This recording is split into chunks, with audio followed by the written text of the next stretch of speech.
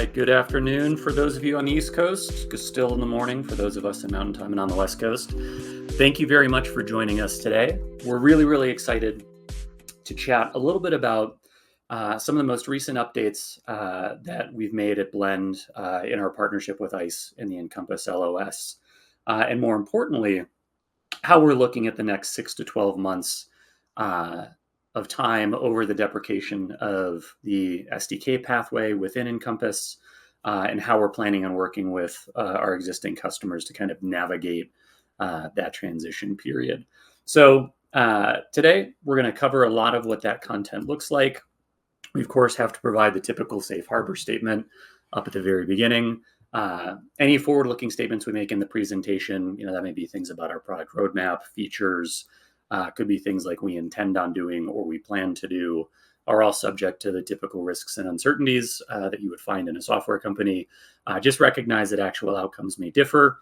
We encourage you to reach out to your customer success manager or your account executive to get the most up-to-date information available. So my name is Mark White. I'm the head of solutions engineering here at Blend. Today, I'm going to be joined by Ari Mendelson, the product manager and owner of the ICE Encompass integration here at Blend. And then we're also going to be joined by one of our customers, Joe Simrani, the Senior Vice President of Connected Experience and Channel Delivery from M&T Bank, for a little bit of a fireside chat toward the end of our session today, and to give you all a little bit of insight and context into what kind of a practical rollout looks like with these updated capabilities. So before we jump in, we had a couple of poll questions that we're interested to get some feedback from you all in the audience. Kind of understanding where you're at in terms of the Encompass web transition, what your plans are around continuing to leverage SDK modules over the next several months. So we'll start with question one, and we'll make this all available to you all. So within your webinar window, you should see this poll question being pushed out to you, and then you'll have the opportunity to answer this live. So first question, really, we just want to get a sense for where your organization is at in terms of the Encompass web transition. Have you started to roll that out? Are you having plans to do that later this year to some or all of your folks? Are you trying to defer that until next year? Or maybe you don't even have concrete plans to begin that migration yet. A lot of what we're going to talk about today and a lot of what we'll focus on today is how a lot of the great capabilities and great integration points that we've had with Encompass over the years will continue to persist and grow as a part of that Encompass web transition.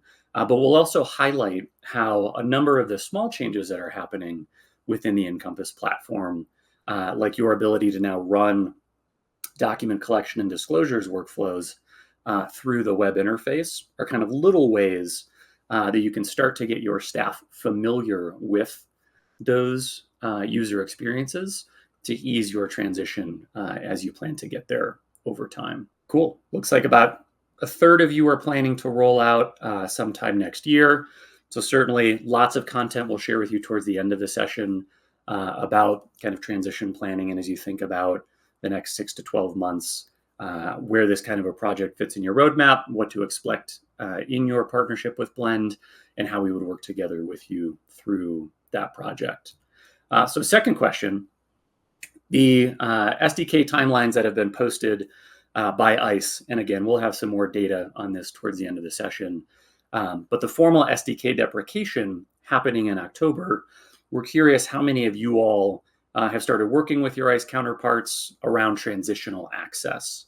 And so really just wanting to get an understanding of, do you have current planning in place to license that SDK transitional access? And are you looking to do that for kind of an indeterminate amount of time? Is this time boxed based on your other planning? Or maybe you have no plans for SDK transitional access because you're planning on making a migration to the web prior to that deprecation. So curious kind of where you all are at in that planning and execution cycle. Great. Looks like about half of you are planning to have transitional access for at least that first probably 6-month period. I would say that's been fairly consistent with what we've been hearing from about that proportion of our customer base. And then a few of you looking to have transitional access for the foreseeable future, which is great. We'll talk to you a little bit about what kind of both of those different pathways will look like in terms of our support. So we're going to go through an overview of the integration, what that transition process has looked like, how we've been thinking about leveraging the available capabilities in the APIs, and a lot of those key use cases that we've been developing over the last several months. I'm actually going to turn this over to our product owner, Ari, to give us that overview. Hey everyone, hope you're all having a great Friday so far. So I'm going to speak briefly about our Encompass integration before we get into demos, which I'm sure you're all excited for. Our Encompass integration is crucial in supporting Blend's mission. It's an out-of-the-box integration that supports many configurations we've built to allow customizations and doesn't require custom work on your end to integrate to Blend. It's designed to cover the most common workflows that are critical to loan origination between Blend and Encompass. We synchronize data in both directions, and ultimately, our goal is to allow your teams to be more efficient and to close loans faster.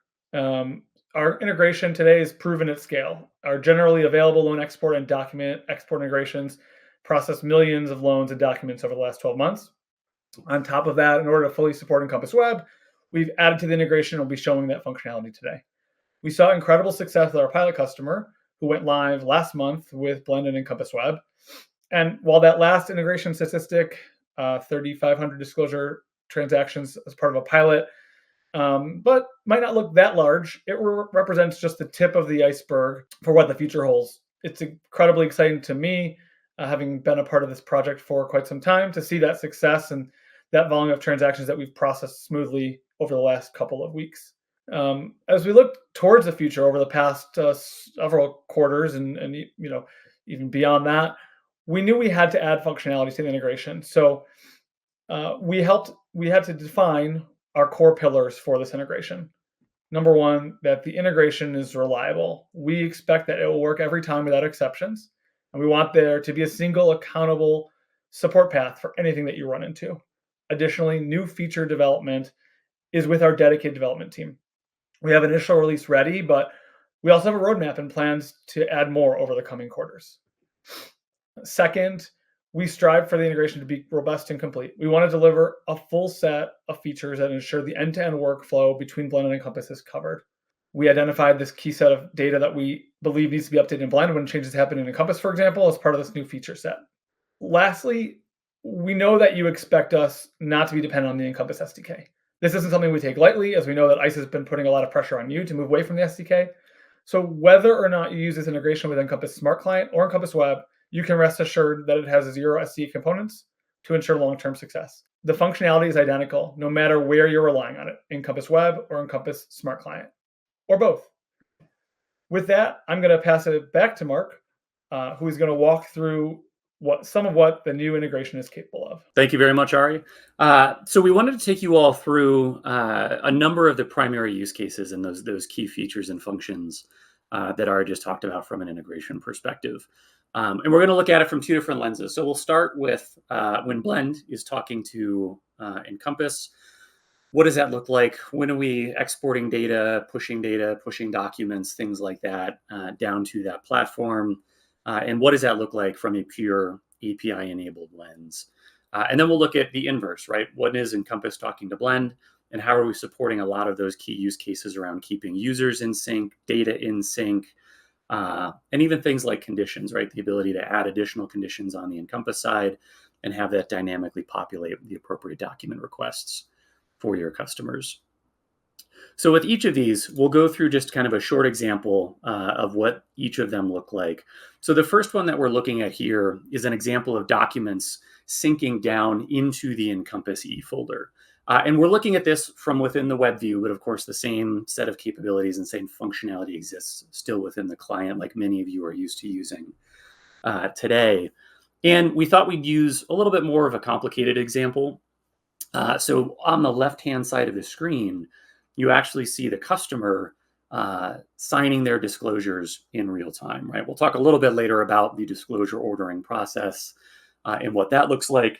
But the point is, once those documents are signed and then returned, which you're seeing happen in real time now on the right-hand side of the screen, those documents are sent from Blend into Encompass and then parsed specifically into the appropriate document folders so that your teams don't have to spend time going through the unassigned files, trying to drag and drop documents into the correct folders, or attaching them to the appropriate conditions.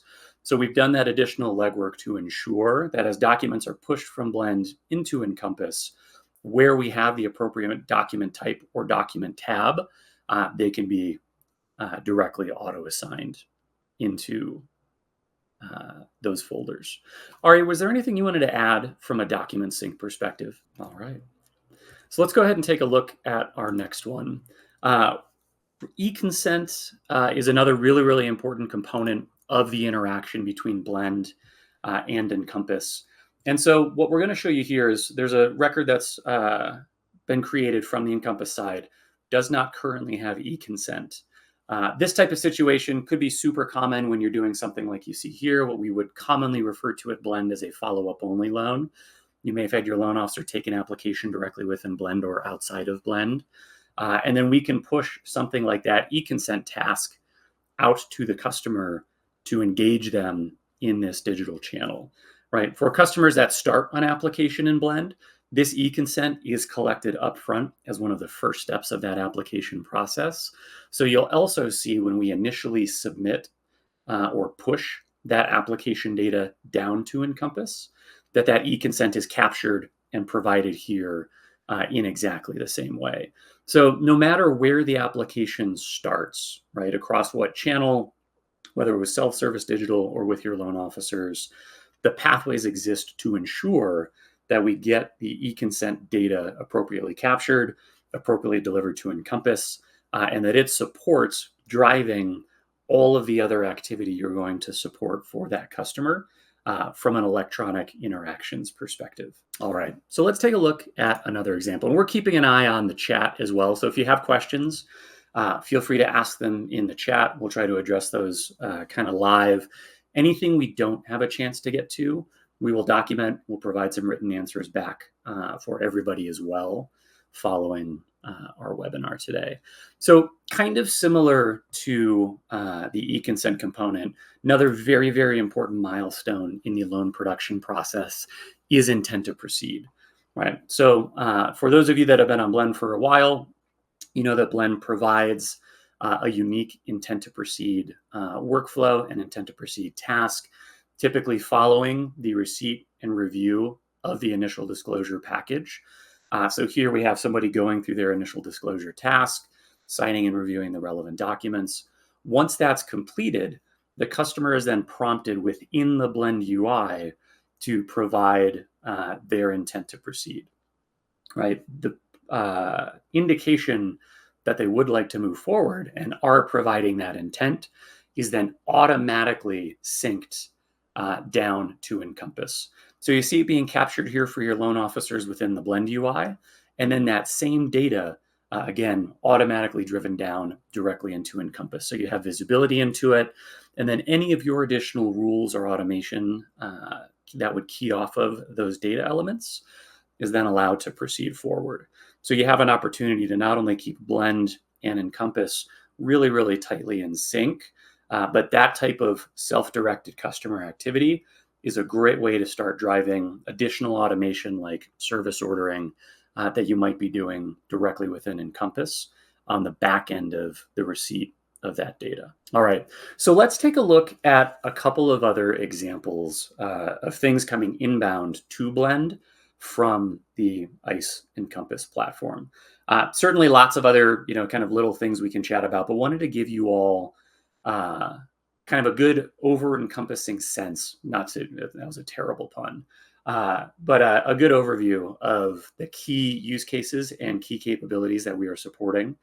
And so from an inbound perspective, we did want to also help you all understand from a disclosure delivery perspective, what does it look like to order disclosures within the Encompass platform, whether you're doing that from the web or within the smart client today, and how those get pushed back out to the Blend platform.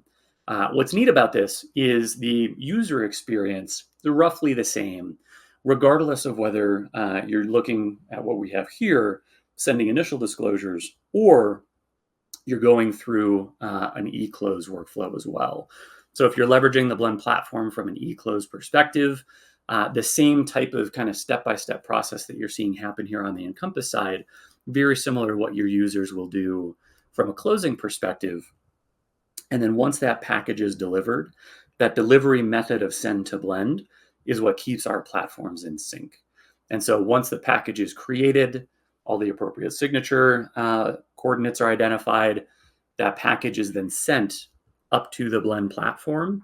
And in real time, that task is then made available for the customer to review, to sign, to complete. And then, like you all saw in our prior example, once that disclosure package is signed, those documents then flow directly back into the e folder and are parsed into the specific and appropriate document folders without your folks having to do any of that additional work. Now, we did also want to show you all what this looks like from a smart client perspective. So many of you may have already seen recent updates as of just a week or two ago within the smart client, where when you're in your e-folder in the smart client and you go to kick off any of these workflows, these could be disclosures, pre-closing, or closing steps, the smart client now launches a new window, and it launches that same kind of user experience that the web is going to be using going forward.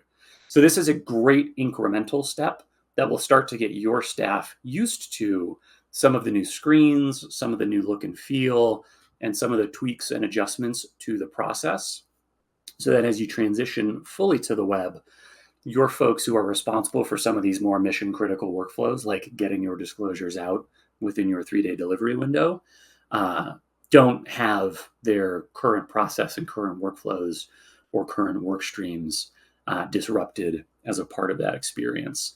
So whether you're on the web already, you're getting ready to move to the web, or you plan on staying in the client for the foreseeable future, both of those processes are going to support that same web-based UX for that kind of interaction. And then finally, once those disclosures are signed, all of the relevant data around the event is also synced directly back down to Encompass. So for all of the various participants, borrowers, co-borrowers, even your loan officers who might have to go sign the 1003, all of the relevant data around each major step that they took with the package, when they viewed it, when they signed it, the IP address that they were using, all all synced down to Encompass as well. So your teams have full visibility into when and how those packages were being managed. I did want to bring Ari back onto the stage for just a moment.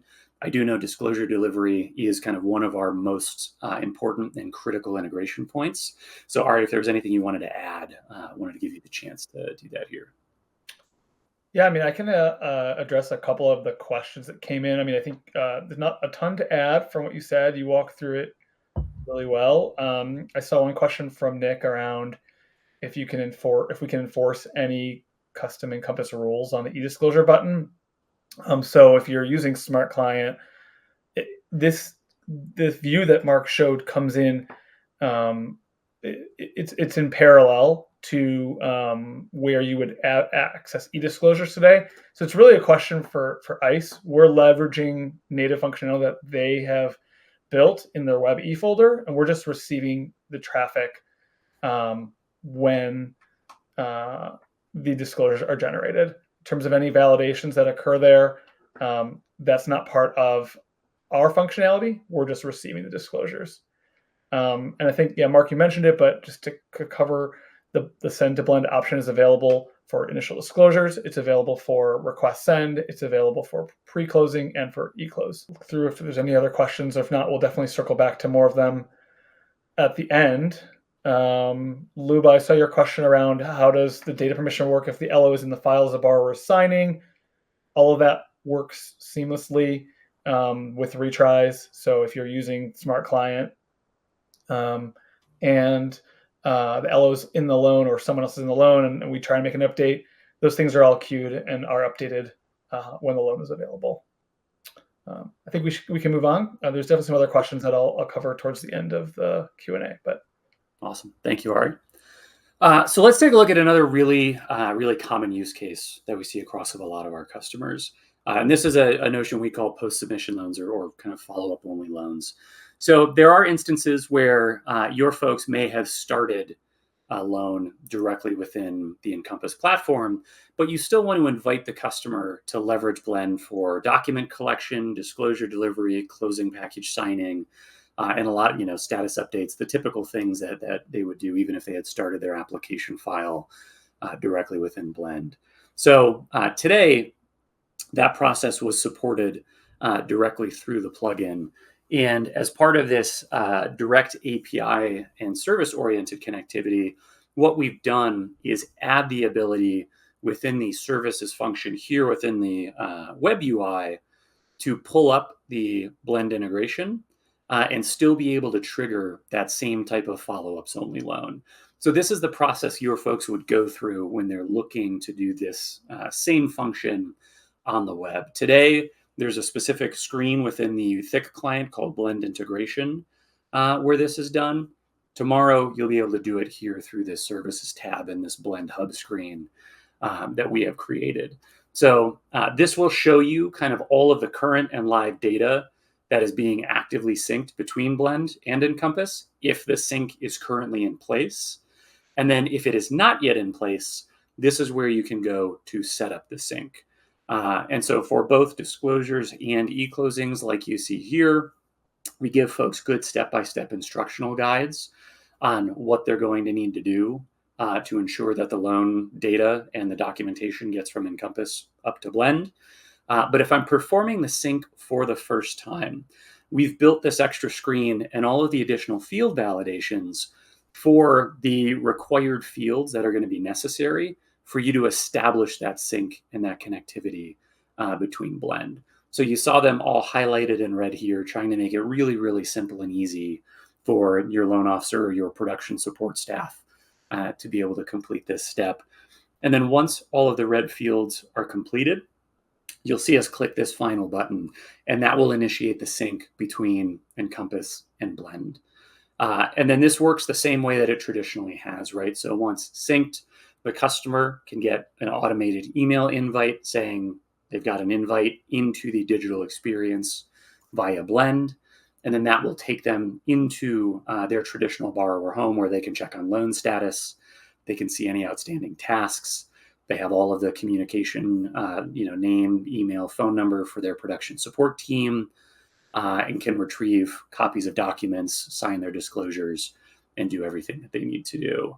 So taking a lot of the same great capabilities that have traditionally been SDK driven, and then delivering them through a direct API-based interaction now from the Encompass side. All right, just a couple more use cases that we want to take a quick look at, primarily around some of the most important pieces of data around loan status, loan progression, and then the major participants of the loan file. So milestone sync is how you are able to update loan progress within Encompass, which you see us pulling down the milestone tree on the right. And then as that's updated, that is set to sync up to Blend and update the pizza tracker you see for the customer in their view on the left-hand side of the screen. For those of you who may not have seen, it was probably a couple of months ago in our release notes, we've also added a lot of configuration options to that pizza tracker on the left-hand side of the screen. So you've got more control than ever being able to define what specific milestones are, and then what that subheader text looks like for each of the specific milestones. And then you're able to work with your teams to define what the mapping would look like between each of the Blend milestones that you've defined and which milestones on the Encompass side you want to sync up with those. So as you move through the process within Encompass, there may be 3 or 4 internal steps that you go through that don't change the customer-facing view of that loan progression, if I pull up that very last step here. But you'll be able to define what milestones you hit on the Encompass side and how you want that to update the customer's pizza tracker. And then again, you have the configuration options of defining kind of the headers here within these milestones, and then the relevant text behind what's happening at any one of those stages. So if you have not taken advantage of that, would certainly encourage you to reach out to your customer success manager, ask them about it. Would love to give you some more data and some more information on milestone configurability that we've recently added on our side of the platform. So another kind of similar example is what we refer to as assignee sync. So keeping loan officers, production support staff, all of the relevant individuals assigned to the file in sync between Encompass and Blend. And as Ari mentioned earlier, this is also fully bidirectional. So we'll show you an example of somebody updating here the Encompass side of the interaction. So we're changing the loan officer assigned to the file within Encompass. You saw it was assigned to Sandy at the very beginning. We're changing that to Ari. Once that's done, that syncs up in real time to Blend to update the loan officer assignment in Blend. So if Ari logs into his loan officer work tool or workbench in Blend, he'll now see this loan in his pipeline as assigned to him. And then Sandy has been added as an underwriter to the loan support team as a part of that loan as well. So you can change those users on the fly. We sync that data and those users back up to Blend.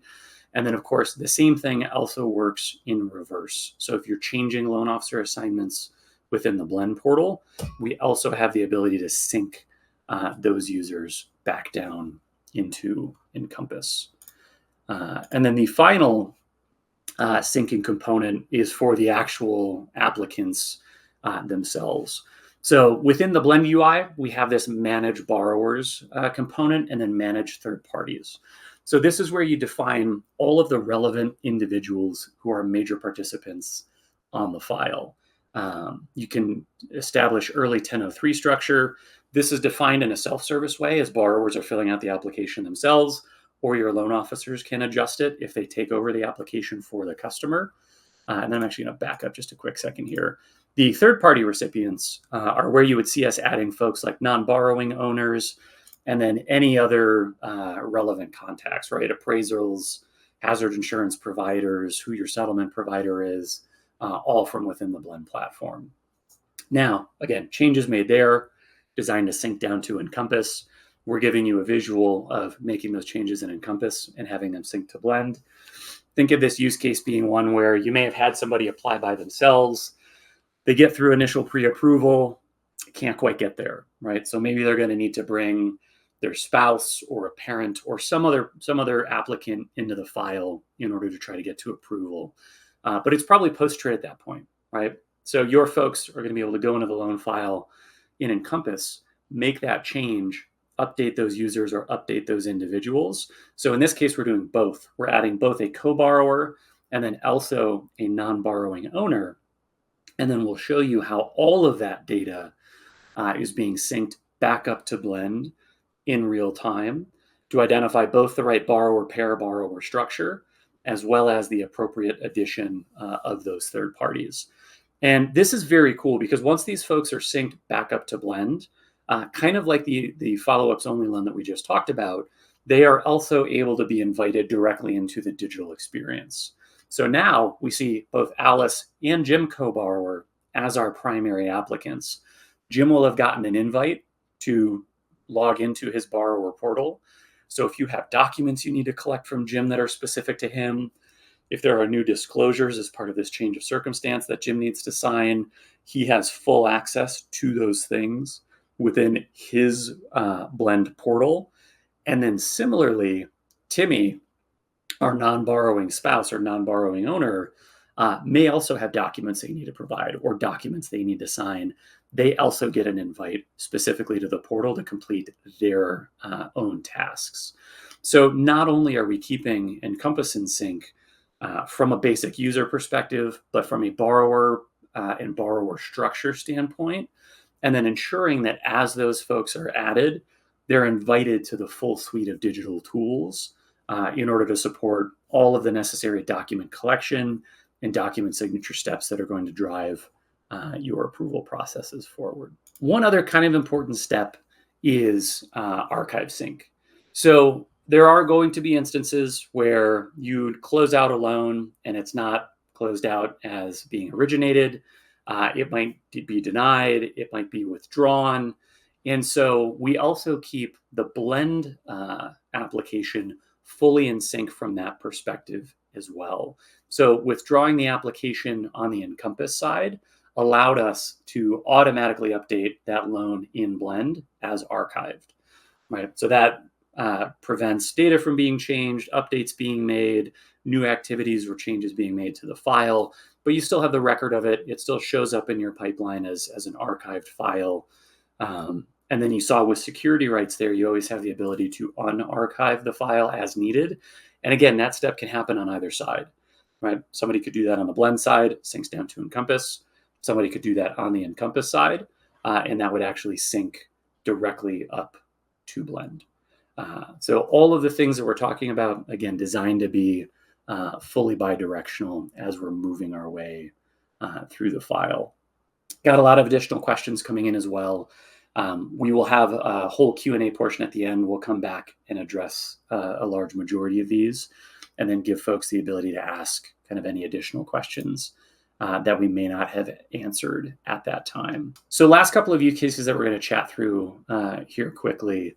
Wanted to show you an example of condition sync and how a user can request additional follow-ups directly within the Encompass UI and then have those things populate on the blend side. Again, web UI, very, very similar. We had an example in one of the earlier videos, how from the thin client, whether you're running disclosures or you're doing this request send documents process, today, now, it will launch this same web UI for users, even if you're in the client, but give folks the ability to request additional documents from your customers. And then you see here within the dropdown, you have all of the relevant participants on the file that you're adding that document request to. So you could have one of your folks going through the file and saying, I need this from borrower 1, another document from borrower 2, another document from the non-borrowing owner, complete all of those steps at once, send that request out to blend. And then like you see here in real time, those new tasks appear for the relevant folks in their portal. So Alice, our primary borrower, was given the tasks specific to her to come collect, upload, push into the file, and then we'll show you how those sync back down to the E folder here. But if one of those tasks was sent to the co-borrower or one of those document requests was sent specifically to the non-borrowing owner, Alice might not see that, right? She wouldn't even know that that's a task on the file because it's not relevant to her. So not only are we keeping the specific document requests in sync and then bringing those files into the appropriate place where necessary, we're also delivering the document requests to the specific parties within their own UI as they're logging into the Blend platform to ensure that your folks and your customers know exactly what they're supposed to do, when they're supposed to do it, and how. So trying to keep things fully in sync from a follow-ups perspective when you're requesting documents. And then additionally, from directly within the Encompass conditions tool itself, you have the ability to do the same thing. So ultimately, from a customer's point of view, the experience will be the same, but we wanted to give your teams the optionality of being able to work either within the request send functionality that they do within the E folder today, or if you're working from directly within the conditions module itself, also being able to, using that send to blend button that you saw below, be able to push those specific conditions out to the customer for them to be able to upload those documents and then have them flow directly into that specific condition. So I know we've covered a lot. I do want to bring Ari back up on stage here for just a moment. We'll address a couple of quick questions kind of about that block of keeping people in sync and documents in sync before we move on to our next section here. But Ari, anything around those key features you wanted to add? I did my best while you were doing those demos, Mark, to respond to as many questions as I could. If I didn't respond, I either missed it or I knew Mark was going to cover it later. I think we should jump to our next uh, portion of the session today, the webinar, and we will save a little bit of time for Q&A afterwards. So I'm really excited to bring on Joe Samrani, who worked together with Blend around rolling out our new integration over the last, I don't even know exactly how long it's been, probably a year. Joe, we really appreciate you taking the time to join us today and to share your experience around being a pilot customer. Just to start, do you mind telling us a bit about your role at M&T Bank, your experience with Blend as a customer over the years, and a bit about your organization's migration to Encompass Web, which basically necessitated the being a pilot customer with us? Yeah. Hi, Ari. Thanks for having me. Happy Friday, everyone. My name is Joe Samrani. Been with M&T Bank for the last 14 years and a total of about 18 years in and around mortgage and consumer lending. Today, I lead several agile tech delivery teams that support the home ownership art at M&T that consists of mortgage origination, servicing, subservicing, loss mitigation, and unfortunate foreclosures at times. And we work across the organization with different arts to make sure that all of our products are connected. They are delivered to our customers via omni-channel, are all working cohesively together. So in late 2023, as you're all familiar with the market conditions, we had the extra capacity, and it was easier to change the wheels on the car when it's moving at 40 miles an hour than 120 miles an hour. So we figured it's a good time for us to come together and really reevaluate our entire tech stack for the home ownership art. So we started with origination since it was the slowest at the time. And we criticized every technology platform, every application we have, and really asked ourselves three questions. Should we continue to invest, divest, or maintain those applications? So it was clear to us at the time that we need to migrate into a more robust loan origination system. And after evaluating multiple in the industry today, I guess the reason we're here, we landed on Encompass. We were on a different LOS in the past, but we were a client of Blend since 2019. So I'll be very honest with you all. We did land on Encompass as the LOS, and one of the critical questions we asked ourselves was, why should we go with Blend, or why should we retain Blend if Encompass does offer the Consumer Connect platform? And it was really driven by financial perspective, right? Depending on your contract with ICE, Consumer Connect could be at no additional cost. So why would we pay the extra money to use Blend? And it really was an easy decision for us when we evaluated what Blend features we have been using and the value we're seeing on our business.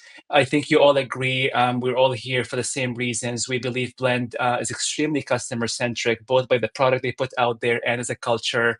That's reflected in the NPS scores from customers that start to submit pull-through rates.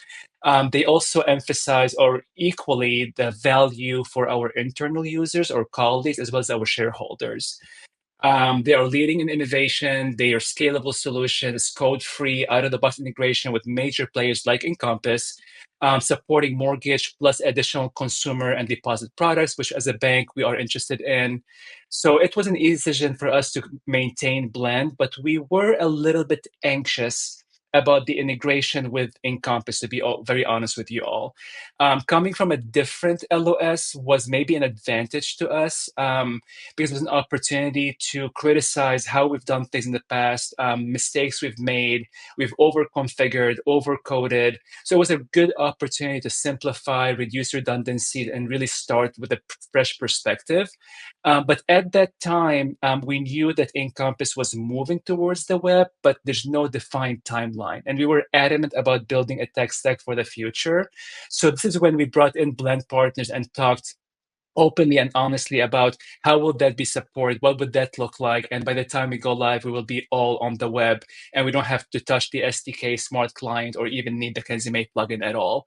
So that's kind of the course we've taken. Effectively, May 5th was when we went live with the upgraded version of Blend and the Encompass web, and we have been since on them since May 5th. Awesome.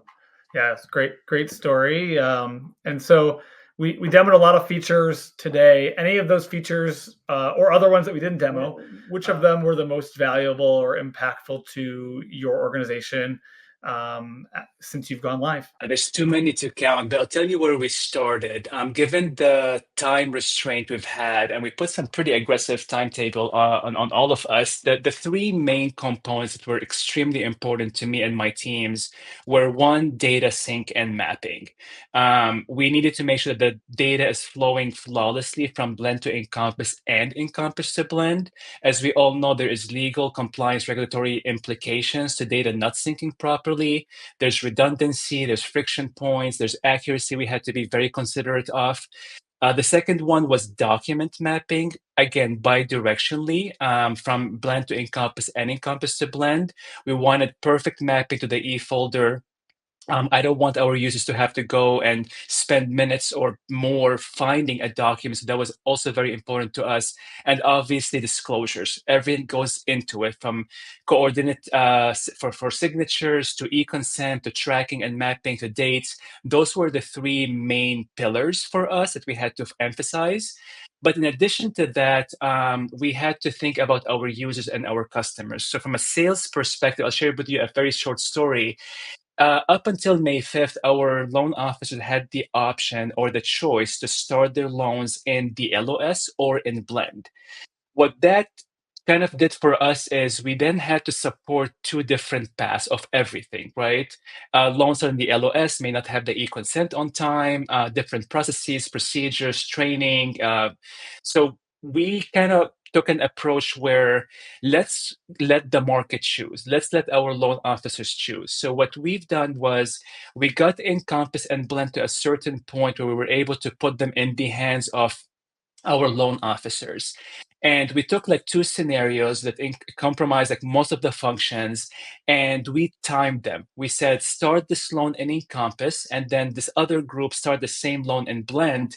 And we broken down all the functions and we timed them to what is the fastest, most efficient, less redundancy, from a user perspective, was friendly and intuitive. And by the end of the week, it was a unanimous decision by all of our loan officers to start every single loan in Blend. And part of that, why they arrived to that conclusion, was things like, if I pull credit in Blend, it's automatically reissued in Encompass. I don't have to manually redo that function. The liabilities sync perfectly. They resync the REOs. AUS being able to rerun automatically in Encompass. The pre-approval letters or loans mapping beautifully. The TRID timer with the sync. Product and pricing engine, gosh, smart fees. We took on new products from Cotality. We hosted our lender fees with them, which is a new product to both Cotality, which became a new product for Blend and Encompass. We used the AMC in there, the property tax estimator. Our loan officers loves the milestone sync. From a pizza tracker perspective, the customer can see where the loan is at without having to bother them. They were able to see where the loan is at without having to go to the Encompass. Auto archiving helped keep their pipelines clean and relevant. The loan sync and team sync was a huge plus for them. And then when we evaluated them at the end, the loan officers reported that 90 to 95% of all functions they do on the conforming FHA VA loans was all contained in Blend. They only had to go to Encompass for a small, very minor task, which we are working on automating right now. And then like with a very specific state program, like DPELs, Massachusetts Housing, Sunny May, they find themselves spending about 85 to 90% in Blend with a smaller subset of functions in Encompass. So that was a great win for our users from a sales side. Operationally, in the past, our processors and the loan team on the ops side had to go to Blend, assign themselves, but today they don't have to do that anymore. Mark showed us how the loan team sync happens bidirectionally. The enhanced conditions was a huge plus for our ops team. They no longer have to go to Blend and put in the follow-ups. We simply use the request send workflow and the conditions workflow to automatically sync conditions into Blend. They love the doc mapping. It's clean. Not a single document is unassigned today. Everything falls into the exact containers intended to be in the folder. Gary, I can go on and on. The VOE, VOI, VOA stuff, the rep and relief form, the W1C and AIM, True Work is showing us about, last time I checked was last week, 42% hit rate so far. So that really eliminated the need for documents on so many loans and replaced that with data. I mean, we can go on and on, but I would also emphasize disclosures. It was a huge piece of the puzzle for us. We were nervous about it. Everything works. I mean, we've closed loans already. We have disclosed. We have denied. We have onboarded onto servicing. Everything worked flawlessly. And I will add one more thing. I didn't even know Blend supported, but I was very happy I asked, is that also our paper fulfillment happens through Blend. So we were able to contain all of those functions within the same ecosystem. Blend takes care of both electronic and paper delivery for us. Awesome. So I guess one question that I'm sure is coming to mind for a lot of folks here is, trying out something new might be scary, especially if you've used to doing things one way for a long time. During your deployment process and ultimate production launch, what was your experience like working with all the folks at Blend? Um, the, the, Listen, I mean, when we look at our old LOS, the word we describe it was a spaghetti bowl. We overconfigured, overcoded. So the amount of discussions we've had with you, Ari, with John, with Zuli, we were really coming to you to advise us to keep us out of our own way into what we should be doing or should not be doing. So just the fact we were able to engage with you, ask for your feedback, your opinion, working so closely with you, John and Zuli, really showcase how aligned, how engaged, how coordinated, how collaborative you guys are, which really demonstrated itself in the product you put out there. So I do want to thank you for building this integration so thoughtfully. And something that I didn't think about until we really got in there is some of the things that we do on the customer or the loan officer toolkit side does have implication on the integration with Encompass. And the fact that you, John, and everybody worked together on making sure nothing goes missed had really shown in the product you put out there. So we thank you for your guidance. And I also add one more thing. I remember how in discussion you and I had when we asked the question, like, how would M&T want to do it? Or we would say, how would the larger community want to do it? And how we always lean towards what would work best for all of us, not just M&T or other clients. So for that, we thank you. Awesome. Can you share any? I mean, you mentioned a little bit already about closing loans quickly, especially since you went live. But any more measurable results or improvements, since you've gone live, or even just less tangible results, just overall feedback from the team? Yeah, I mean, the first week of going live, I'll tell you, we were nervous. We're like watching every milestone happen in real time. Like, oh, we got the first application, good. Data map, docs map. Okay, now we got the first disclosure going out. Everything worked. We got them back. Everything mapped. But then we were really curious about how will the closing process happen and how will the servicing onboarding happen and take it from there. So I was pinged by one of our teams who handled a custom solution and says we closed our first loan. It was like May 22nd. And we went live on May 5th. So we went through and looked at those two loans, and one of them was purchased. It started pre-approval in Blend on May 5th, and it went from pre-approval to through the application. Custom gave us the e-consent. The LE went out electronically. Then the CD went out electronically. Then we were able to close the very next day. And this whole process from pre-qual to loan funded closes onboarded was about 2 weeks. One also key differentiator in this loan was that the customer not only connected to Blend, but they also got their income verified through TrueWork, and they connected their assets through the connectivity feature. So we didn't have any a W-2 or pay stubs to chase. It was a W-2 customer. We had no income statement or a financial statements to chase. It just breezed through the entire process. And then we had another one, which was a refinance, where the loan officer got a property inspection waiver through DU and Blend. It was really good for them to see it like highlighted on their screen. And similar scenarios, e-consent given, sure work verification, assets connectivity. It went from application to closing within the same 2-week period. So that was just a culmination of all the great work and the hard work we put in to see loans really closing in less than 10 business days. So that kind of speaks to everything, how it all came together. Awesome. One last question for you, and then we'll see if we have any audience questions specifically for you, Joe. But any advice you'd give to some of your peers who are here, if they're considering migrating to this new integration? They don't have the exact same path because they're already on Encompass, but anything that they should be thinking about?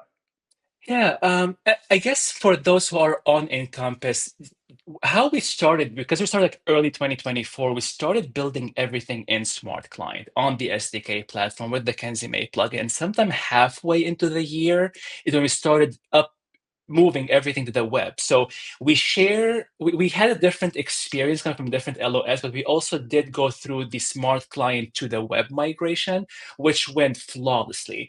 But if I were to give you a piece of advice, I would have 3 small ones for you all, just from mistakes we have made. One, I would call it radical prioritization. LOS, POS are forever breathing, changing platforms. So be very careful in how you prioritize your work. Ari, you remember me, you, Zuli, and John, we prioritize and reprioritize twice a week to make sure that our most important functions always took priority. So that to me was super important. We also looked at our prior year closings by volume. And one mistake we did early is we were building the Fannie Mae 30-year fix and the most like state specific Vermont down payment assistance program at the same time.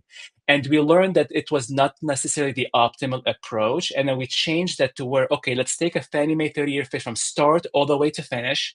And then doing that, we hit on approximately 80% of all the functions, right? Disclosures, data, mapping, documents. And then we moved down the funnel from our most popular to least popular program. By the time we got to the least popular programs, we had solved for 95% of all the functions, right? What remained was just very specific document or disclosure on that one very particular loan.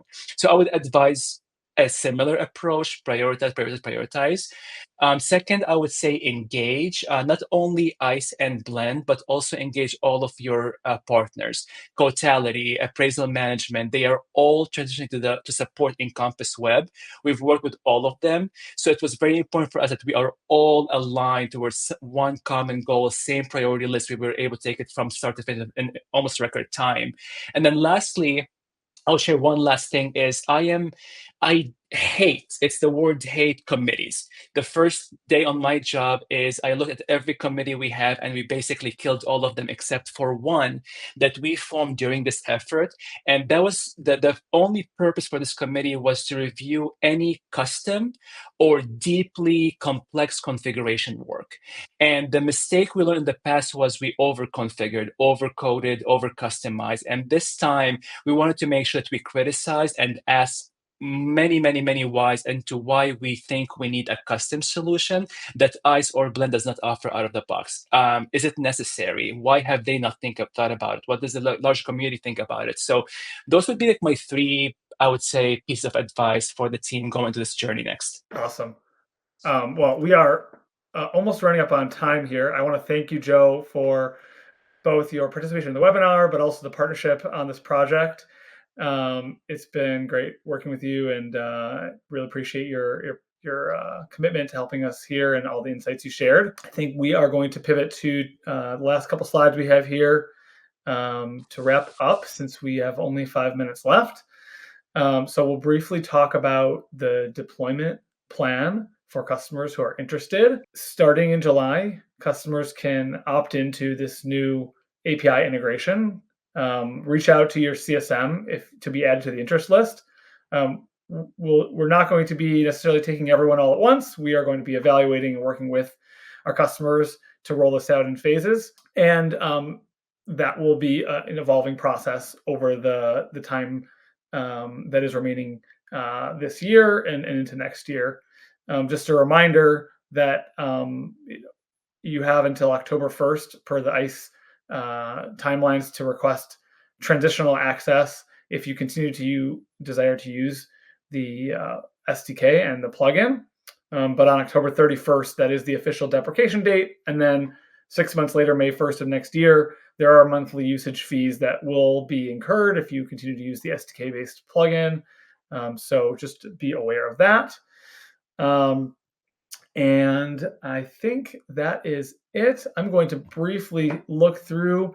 I answered lots of questions in the chat. So if you sent a question in the chat, Mark and I did our best to keep up with all of them.